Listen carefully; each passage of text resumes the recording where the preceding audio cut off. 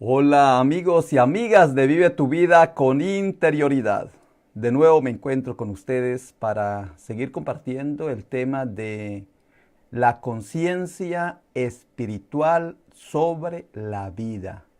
La vida es lo más importante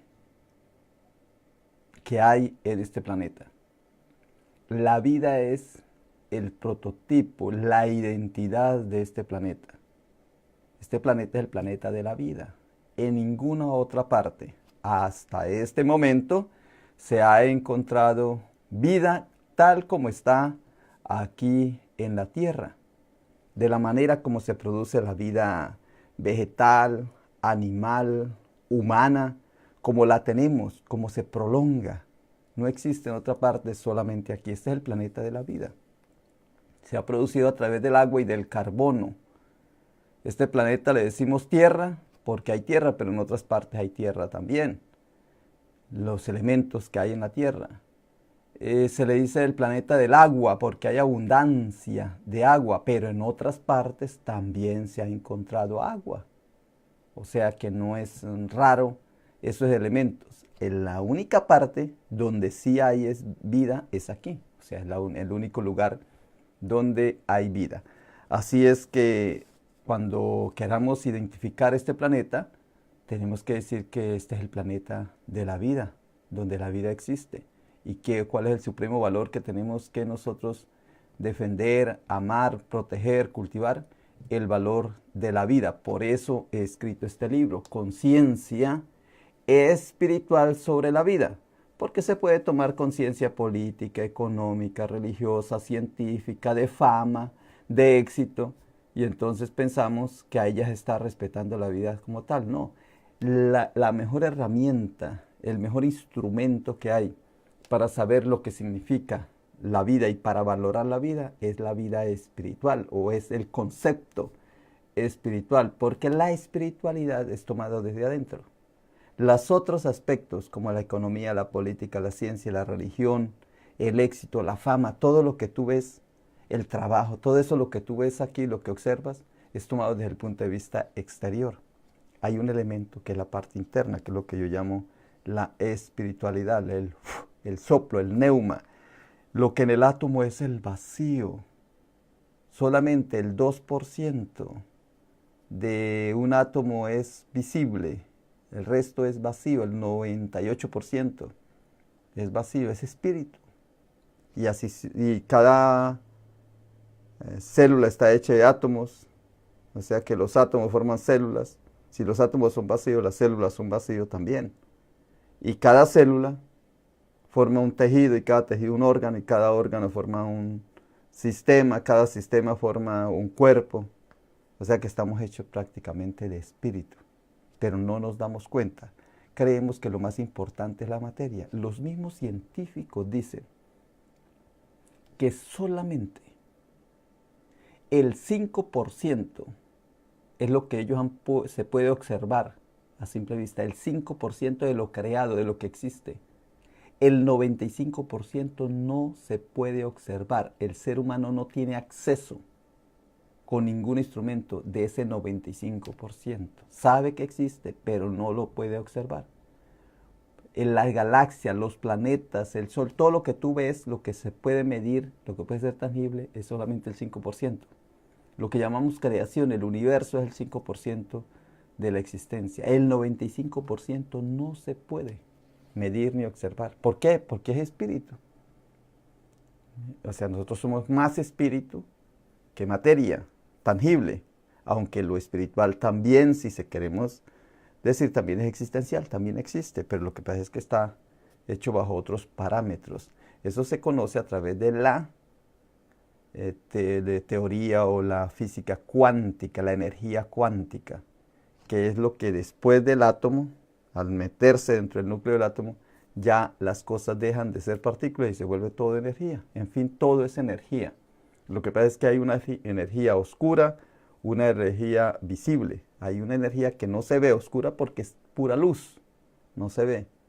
Y hay una energía tangible, visible. Entonces, la energía visible es la que nosotros llamamos materia, el 5% del universo, de la creación, lo que se ve. es el 5% de lo que existe. Muy bien, quería hacer esa observación en este momento porque estoy hablando de la espiritualidad. La tercera parte del libro que estoy escribiendo, o que ya lo tengo listo, pero que se lo estoy contando a ustedes antes de sacarlo a la luz pública para ayudarte a que cuando lo tengas en la mano sea más fácil manejarlo, aunque cuando ya lo tengamos en la mano vamos a hacer los ejercicios por cada tema.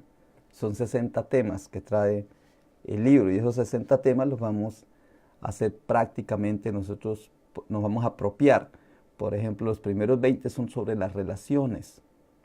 Entonces, ¿cómo están nuestras relaciones? Para que tengamos paz, amor, equilibrio, tranquilidad en la vida, lo primero que tenemos que cultivar son las relaciones con nosotros mismos, con Dios, con la naturaleza, con lo que nos rodea, amar a Dios y al prójimo como a sí mismo.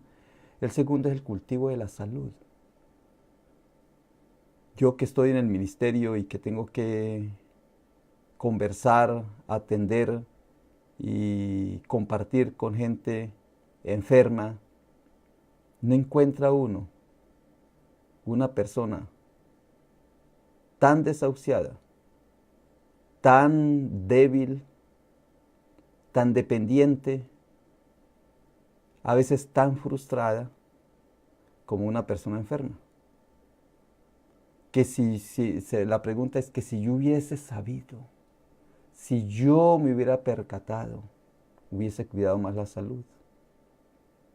Es que cuando se llega a la enfermedad, solamente lo sabe la persona que se encuentra delicada de salud. El enfermo es una de las personas más débiles, es unos momentos más débiles de la vida. No encuentro la palabra que estoy buscando en mi mente en este momento, pero es como la fragilidad, dependencia. La enfermedad lo lleva a uno a depender. Es terrible la enfermedad. Y no se valora la salud hasta que no se pierde. Cuando se pierde la salud es que se empieza a valorarla. Cuando ya se ha caído en la enfermedad. Y entonces los médicos, la ciencia, empiezas a cuidar la enfermedad. Hay que tratar la enfermedad. Ellos dicen tratar la enfermedad. Cuando deberíamos era cuidar la salud.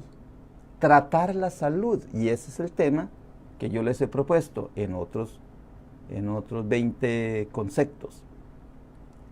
Y luego, en este momento ya te hablé de las relaciones, luego de la salud, que es la segunda parte, y ahora te estoy hablando de la espiritualidad.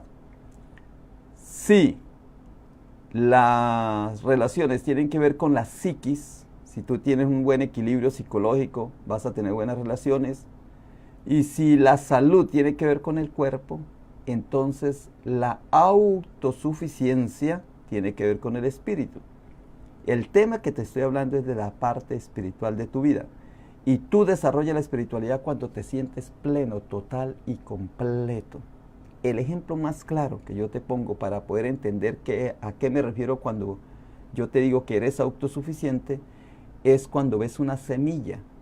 Tú encuentras una semilla y la siembras y en esa semilla tú no le tienes que agregar nada. Ya por autonomía, integralmente, interiormente, dentro de esa semilla trae todo lo que va a ser. Dice que es como una semillita de mostaza que se vuelve hortaliza y luego llega a ser árbol. ¿Ve cómo se va transformando? Todo está dentro de una pequeña semillita.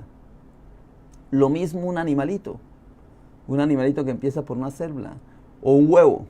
Me encanta lo del huevo, porque es que el huevo se necesita simplemente, ¿qué es lo cuando uno ve un huevo de gallina, por ejemplo?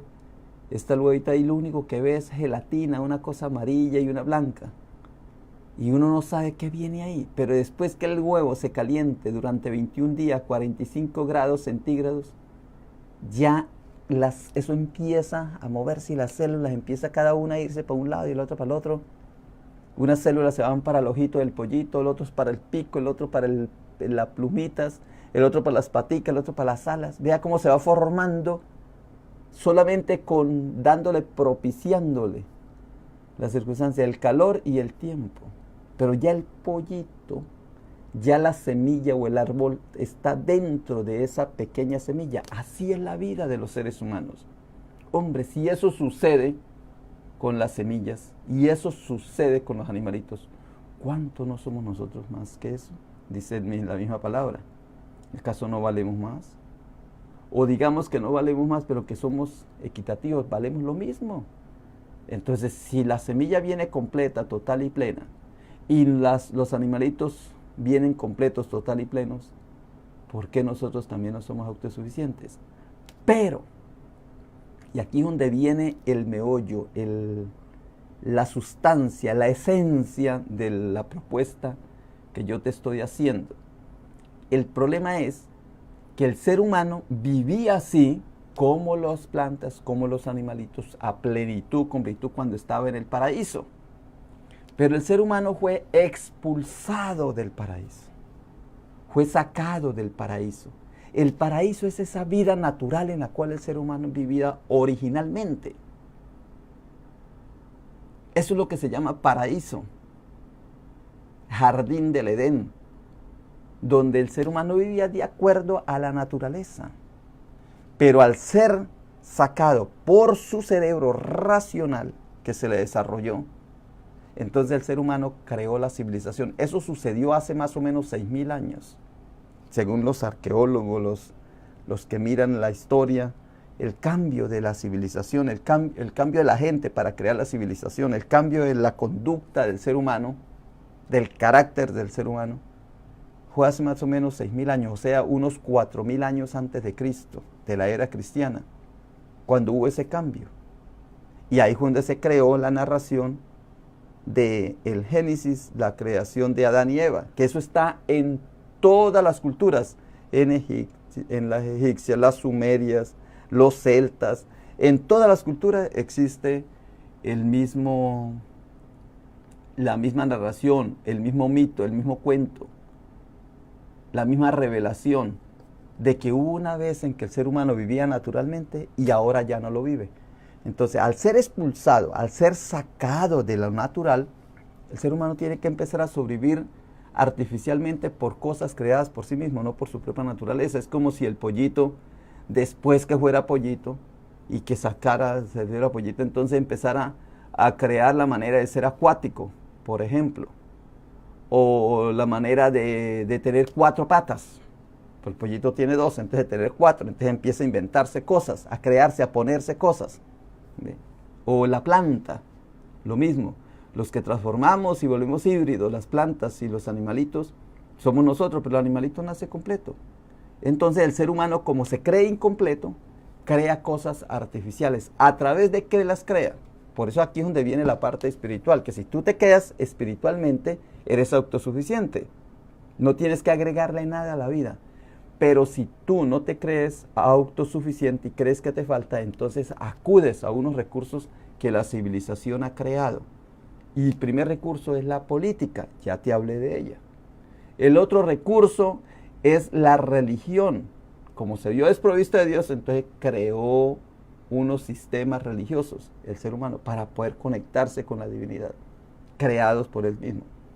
Tercero, creó la economía. Como ya no podía subsistir, tenía que trabajar por sí mismo, entonces tuvo que organizarse económicamente, producir y consumir de acuerdo a lo que él pensaba, no de acuerdo a la naturaleza.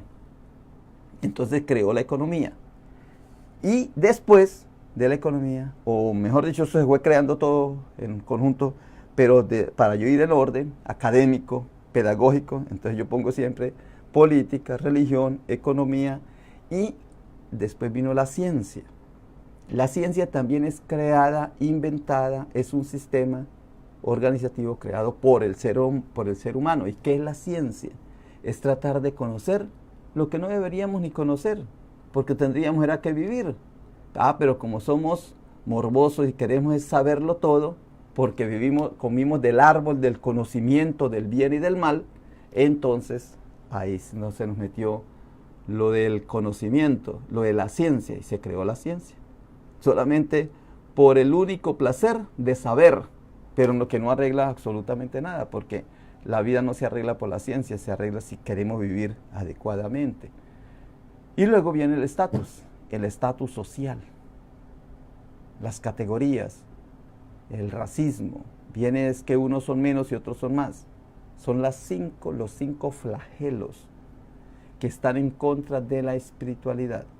De eso es que estoy hablando. Entonces ya voy a pasar la cámara para decirte en qué parte voy. Ya te hablé de la política, te hablé de la religión, te hablé de la economía y hoy te voy a hablar del cuarto punto, que es la ciencia, y después te hablo del estatus. Voy a pasar la cámara para recordarte en lo que vamos. Como siempre digo, aspiro y espero que este tema sea vital para tu vida, para que despiertes, porque yo lo único que busco es despertar.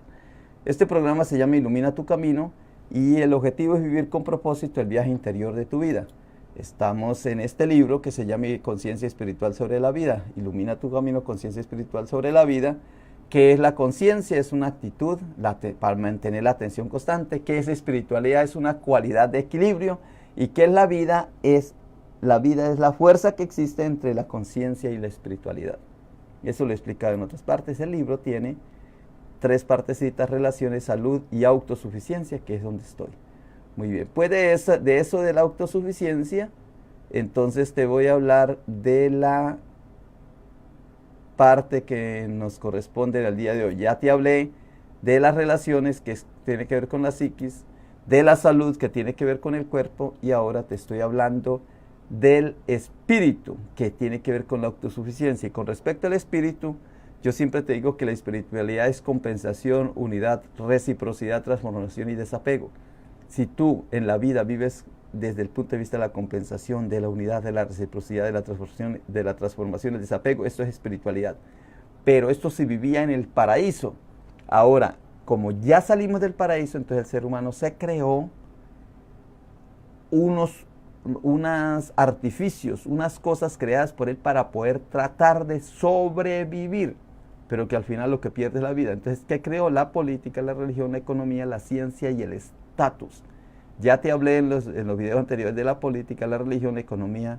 Ahora te voy a hablar de la ciencia y después del estatus. Entonces voy a hablarte de la ciencia. ¿Qué es la ciencia?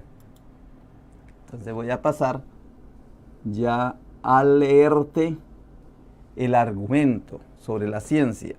Recuerde que el libro contiene este tema, por ejemplo, el tema de la ciencia, un argumento en página y media, luego vienen unas frasecitas y después vienen los ejercicios para nosotros vivir de una manera tranquila, transparente, vital, sin depender de esta cadena, de cadenas como esposas, como que lo amarra a uno, lo que hemos llamado ciencia. ¿Qué es ciencia?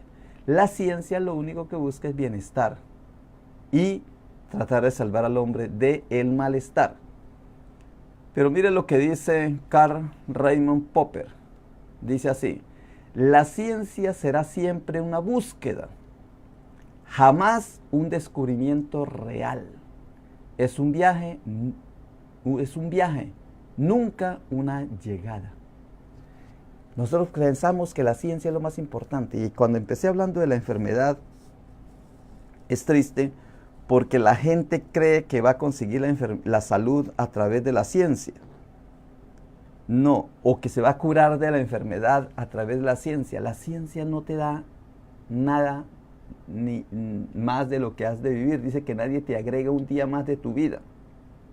Si fuese así, entonces no morirías. Pero lo único que te dan en el hospital es un diagnóstico y te dice qué es lo que tienes, y luego le permiten al cuerpo, le dan un tiempo al cuerpo para que el cuerpo se autosane. Mientras tanto te dan unos calmantes para que resistas la autosanación.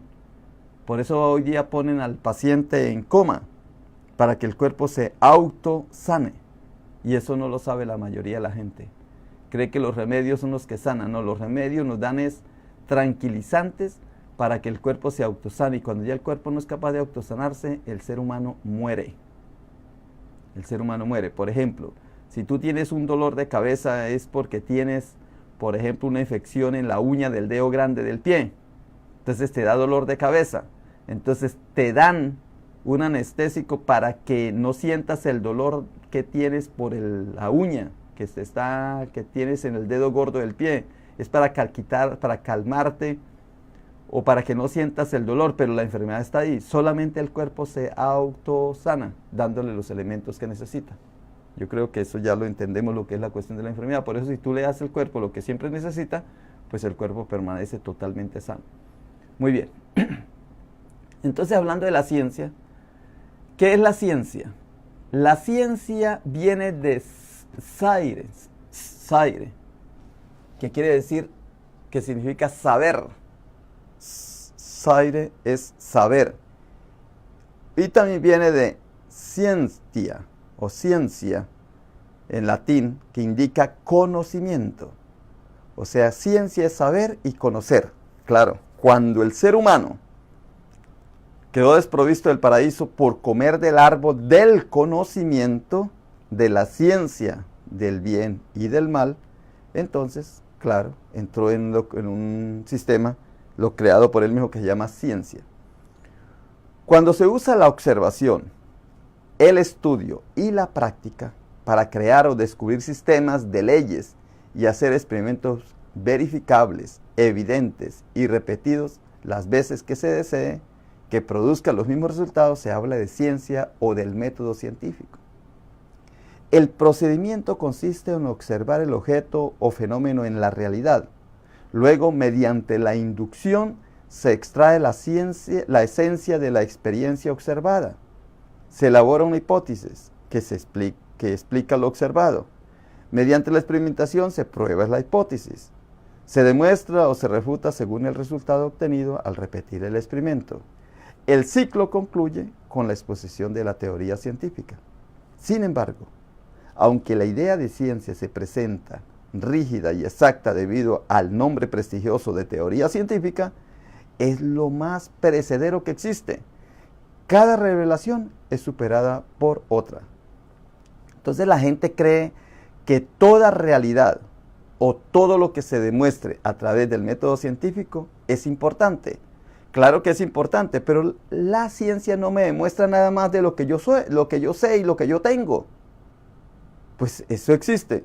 Cuando dijeron que el agua era H2O, ¿qué le agregaron al agua? Nada. Simplemente que me dijeron H2O. Y yo no necesito saber H2O para que el agua me alimente, me nutra. Lo mismo cuando se dieron cuenta que el hierro, el potasio, el cobre, todo eso. O sea que la ciencia no me aporta absolutamente nada. ¿Por qué? Porque ya existe. Lo único que yo tengo es que vivir la vida tal como es. Viven los animalitos, viven las plantas y nos tienen teoría científica. Pero nosotros, como yo siempre digo, por la morbosidad del saber, del conocer, del comprender, pues creemos que cuando sabemos cómo es que nos enfermamos, ya no nos vamos a enfermar. Claro que nos seguimos enfermando porque no cambiamos los hábitos. Cada vez, segundo párrafo, cada vez que alguien descubre, entonces por eso es que digo yo que la ciencia es perecedera, porque ponen muchas veces la diferencia entre ciencia y fe. La fe, una creencia, es eterna. La creencia en Dios, creer en Jesucristo. Llevamos 2000 años creyendo en Jesús, que Él vino y no ha cambiado nada. La salvación no cambia. En cambio, la ciencia sí va cambiando. Y nosotros pensamos que la ciencia es la que no se equivoca y que la fe sí se equivoca. Y nos hacen creer eso. Pero la fe es eterna. En cambio, la ciencia es perecedera, cambia constantemente. Y lo voy a probar por esto. Cada vez que alguien descubre y crea su propia teoría, destruye la teoría de su predecesor. Y otro estará tratando de superar el hallazgo actual de la persona que descubrió algo nuevo. Siempre algo supera al otro. Es que hay fenómenos como la misma vida inaccesibles. Entonces, a la vida, por ejemplo, en el caso de la fe, de la creencia, cree en la vida. Eso no pasa. Verdad, belleza y bien no pasan. Eso existe eternamente, la verdad, la belleza y el bien. Pero la ciencia, los descubrimientos iban cambiando. Entonces, es que hay fenómenos como la misma vida inaccesible, pero al mismo tiempo, el comportamiento humano, individual y social es mutable. La ciencia, junto con sus instrumentos, las leyes físicas y las leyes de la naturaleza, han sido superadas por nuevas concepciones del mismo fenómeno, que con técnicas más avanzadas se descubren los errores en los que se ha sucumbido a lo largo de su historia. Casi todo lo que se enmarca con el distintivo sello de la ciencia es incompleto, es incorrecto o es insuficiente. Por eso es que dicen, la leche es mala, hemos descubierto que la leche no la pueden tomar. Después dicen, no, la leche sí es buena, lo que son malos son los huevos. Y después dicen, no, los huevos sí son buenos, lo que es malo es el tomate. No, el tomate sí es bueno, lo que es malo es tal. Y así lo llevan a uno locamente. La ciencia va quitando unas cosas y poniendo otras. Entonces dicen, lo más exacto es la ciencia, ¿no? Lo más inexacto es la ciencia. Lo inexacto es la ciencia. Es que la realidad supera lo que se pretende saber o conocer. Nadie llegará a entender todo lo que existe. Solo hay aproximaciones y esos acercamientos se llama avance o desarrollo de la ciencia o desarrollo científico. Entonces la ciencia es una puerta abierta, un pasadizo continuo, un legado mejorable mediante el juego persistente de error y acierto. Entonces se equivocan, aciertan, se equivocan y aciertan, aciertan y luego se equivocan.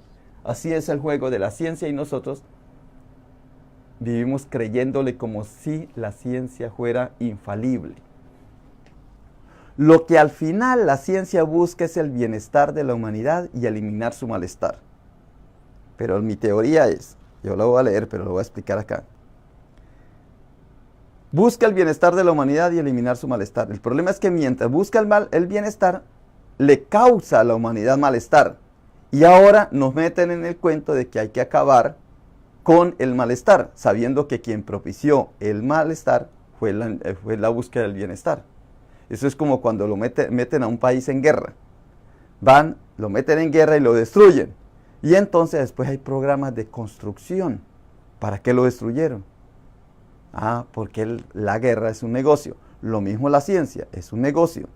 Por lo tanto, hay que propiciar bienestar y mientras se propicia bienestar se cae en el malestar y luego hay que buscar bienestar a ese malestar creado por él, la búsqueda del bienestar. Ahí lo explico, voy a leerlo. Lo que al final la ciencia busca es el bienestar de la humanidad y eliminar su malestar. Ofrece sentimientos de satisfacción y de tranquilidad. Los gustos por encima de la necesidad. La ciencia pone de moda ciertos hábitos que a la larga desemboca en dolor humano y angustia social, dando pie al malestar cuya sensación de inquietud y desazón indispone de indisposición y molestia se va poco a poco generalizando hasta que se hace inaguantable. En ese momento se crea otro instrumento que promete bienestar. Lo que expliqué en palabras más sencillas, ahora cuando escribo siempre me complica un poquito. La ciencia, que se sustenta en aras del conocimiento, conduce a la humanidad a un callejón sin salida en cuanto se refiere a tecnología, enfermedad, dinero, armamentismo, espacio estelar, que por el imperativo deseo y gusto de conocer, se ha olvidado de vivir, alejándose del resto de la naturaleza, en especial en su presentación vegetal y animal, con quienes compartimos la vida. Entonces, mientras el ser humano está buscando bienestar, prosperidad a través de la ciencia, nos estamos alejando de la verdadera naturaleza de nuestra esencia, de nuestro ser, que es la vida. Mientras los animales lo hacen y los vegetales lo hacen, nosotros nos alejamos y cuando ya estamos por allá que perdidos, entonces es que venimos ahí sí a tratar de buscar ayuda y salvación y no la vamos a encontrar porque ya estamos cerquita para el cementerio. Entonces, la ciencia, como acabo de explicar, es creado por el ser humano. Ahorita les explico un poco de lo que yo creo que es la ciencia, cómo la podemos entender. Pero voy a leer las frases.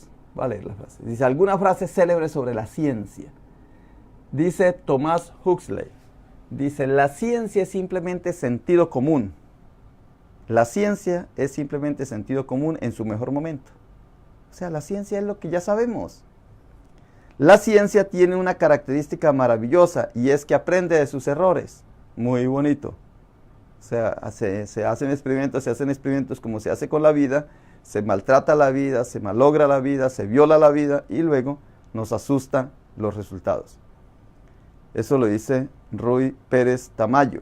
La ciencia tiene una característica maravillosa y es que aprende de sus errores. Giovanni Papini dice, en todos los grandes hombres de la ciencia existe el soplo de la fantasía.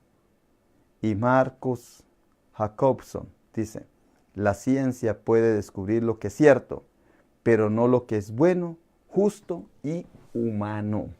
Claro, pues que lo cierto siempre va a existir. Sepámoslo o no sepamos, sabemos que la verdad está ahí. No quiere decir que no exista. Muy bien. Entonces, de lo que les hablé en el día de hoy fue de la parte de la ciencia, que es uno de los elementos que yo expongo en la vida espiritual, en el neuma, en el espíritu, en la autosuficiencia. Para que tú llegues a ser autosuficiente, tienes que o tenemos que practicar la compensación, ganar y ceder, la unidad, diferencia y diversidad, la reciprocidad, dar y recibir, la transformación, eternidad y cambio. Todo es cambio, pero todo es eterno. Y el desapego, que es fluir y esclarecer. Si nosotros hacemos eso, estamos viviendo la vida espiritual de la autosuficiencia. Pero si nos dejamos llevar por lo contrario, por la otra cara de la moneda, entonces caemos en la política, la religión, la economía, la ciencia y el estatus, que malogran nuestra vida. Y sus resultados son mortales, pero no nos hemos dado cuenta. Muy bien. De eso les quería hablar en el día de hoy. Es que cuando yo hablo de la ciencia, me gustaría poner un ejemplo, y esto es lo que les quería decir así ya de frente.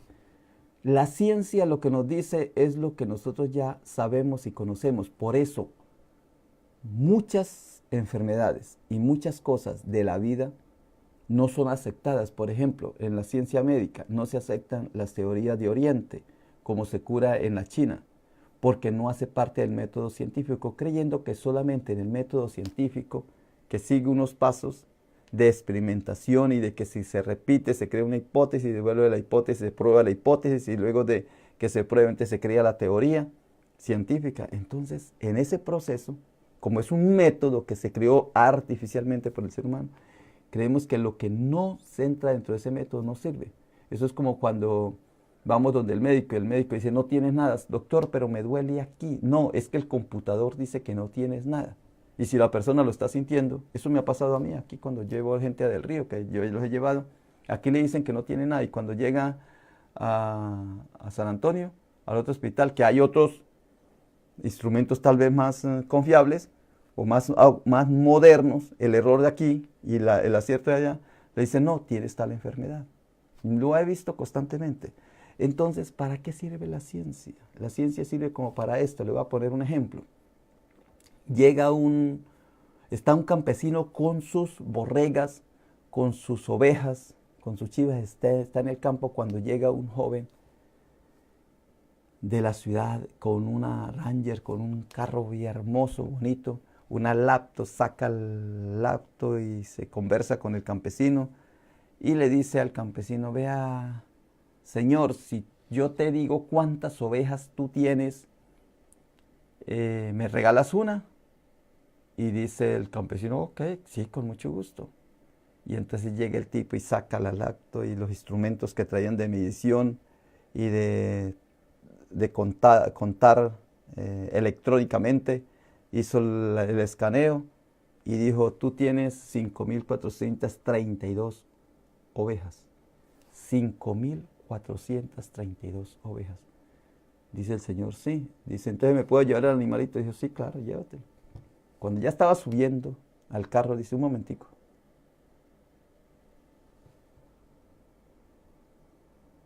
Y si te digo, ¿cuál es tu profesión? ¿Tú me devuelves el animalito? Dice, oh, sí. Dice, mire, tú eres un especialista científico en economía especializada de las ecuaciones porcentuales de la ciencia moderna. Oh, sí, esa es mi profesión, ese es mi título, le dice el joven. Oh, qué bien. ¿Y cómo lo supiste? Le dice el joven. Dice, por tres cosas. Uno, porque viniste sin que yo te lo pidiera. Dos, porque me dijiste lo que yo ya sabía. Y tres, tú de ovejas no sabes nada, porque en vez de llevarte una oveja, te estás llevando es mi perro. Esa es la ciencia. Esa es la ciencia. Por eso, en el Amazonas se cura el cáncer y se curan ciertas enfermedades que aquí no se curan, porque usan otros sistemas más naturales. Pero nosotros creemos que los sistemas artificiales son los más importantes. Hemos caído en el business, en el negocio de la enfermedad. Por eso, política, religión, economía y ciencia van de la mano. Eso salió después del paraíso. Pero no nos damos cuenta. Y mañana, Dios mediante, te voy a hablar de otro flagelo terrible, que es el estatus social, que va junto con la política, la religión, la economía, la ciencia, el estatus. Van todos revueltos. Pero yo te quiero enseñar la fórmula espiritual de la vida. ¿Cuál es la fórmula espiritual de la vida? Si tú sabes, si tú entiendes, despiertas y te das cuenta que en la vida hay es compensación. De ganar y ceder. Se gana, se tiene y se cede. Se obtiene y se da. De la unidad, que hay diferencia en la diversidad. De la reciprocidad, dar y recibir, como la fuente. De la transformación, es el eterno cambio. Todo está en movimiento, todo el universo, todos los átomos se mueven. Y por último, el desapego. El desapego lo lleva a uno a que fluya y se esclarezcan muchas cosas. El desapego es soltar. Ese es el fondo de la vida espiritual y ese es el despertar. La interioridad, conciencia, despertar y espiritualidad es lo mismo. Bueno, muy bien, no sé si me he podido explicar un poco, pero creo que esto te anima a entender más tú, porque la vida es despertar. La idea de todo esto es despertar, tomar conciencia espiritual sobre la vida es despertar, es darte cuenta de dónde estás. Y ahí sí tú te vas a percatarte qué es de verdad importante y qué no es importante en la vida. ¿Por qué te tienes que ocupar y por qué no te debes preocupar? Porque es que a veces nos angustiamos por tantas cosas cuando una sola cosa es necesaria, pero no sabemos la prioridad, sino que miramos son las cosas artificiales que el mundo nos ha creado y de eso nos angustia y nos flagelamos y nos entristecemos, nos inquietamos y hay mucha gente que pierde hasta la vida, se suicida, pensando que de esa no va a salir, cuando simplemente va a estar sucediendo un cambio, hay una compensación, hay un movimiento de la vida y no más, y todo se acomoda después. Muy bien. Podría decir más cosas, pero vamos a dejarlo hasta aquí. Por hoy te digo, bye bye. Pasa este video si crees tú que le sirvió a otra persona. Bye bye.